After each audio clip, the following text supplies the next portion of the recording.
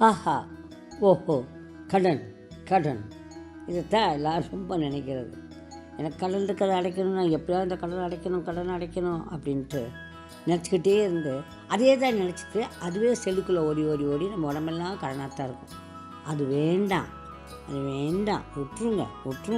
நம்ம என்ன செய்யணும், அதை மறந்துட்டு நான் கோடீஸ்வரன் நினச்சிக்கோங்க, இது ஒரு தூசு, எனக்கு அது நடக்கும் அப்படிங்கிற கும்கும் நினச்சிட்டு பெய்மான், என்னென்னா பெய்மான்